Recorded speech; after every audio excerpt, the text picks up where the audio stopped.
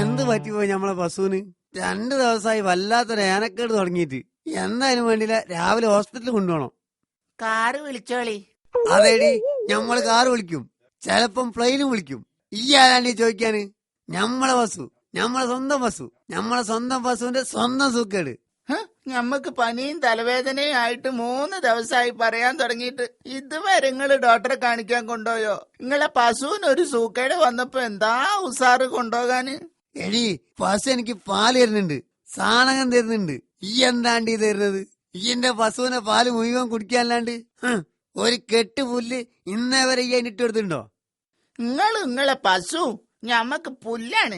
അതെ, നേരെ നട്ട പാതിരയായി തൊഴുത്തിന്റെ അടുത്ത് തിരിഞ്ഞു കളിക്കാണ്ട് വന്ന് കിടന്നുറങ്ങാൻ നോക്ക്. ഞമ്മള് കിടക്കാൻ പോവാ. ഈ പോയി കിടന്നോ, അവരെ കിടക്കുന്നതിന് ഭേദം ഈ തൊഴുത്ത് കിടക്കണാണ്.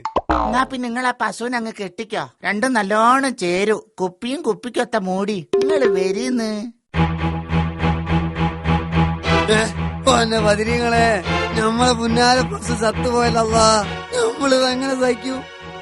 ഇനിയിപ്പം കരഞ്ഞിട്ടും പിഴിഞ്ഞിട്ടും ഒന്നും കാര്യമില്ല. ഇതിനെ മറവി ചെയ്തിട്ട് വേഗം ആ ഇൻഷുറൻസ് കമ്പനിയിൽ ചെല്ലി. നിങ്ങൾ പശുവിന് ഇൻഷൂർ ചെയ്തല്ലേ, ആ പൈസ തരാൻ പറയും. ചെല്ലി. നമസ്കാരം.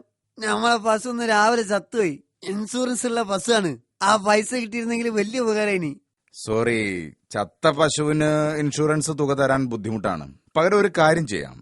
ചത്ത പശുവിന്റെ അതേ പ്രായത്തിലും തരത്തിലുള്ള മറ്റൊരു പശുവിനെ കമ്പനി നിങ്ങൾക്ക് വാങ്ങിത്തരാം. പോരെ? വേണ്ട, അത് നമുക്ക് ശരിയാവില്ല. പകരം നിങ്ങൾ വേറൊരു കാര്യം ചെയ്താൽ മതി. എന്ത് കാര്യം? ഞമ്മളെ കെട്ടിയോള് സൂറാവിന്റെ പേരിൽ ഇതുപോലത്തെ ഒരു ഇൻഷുറൻസ് തന്നാ മതി. ഞമ്മള് ഹാപ്പിയായി.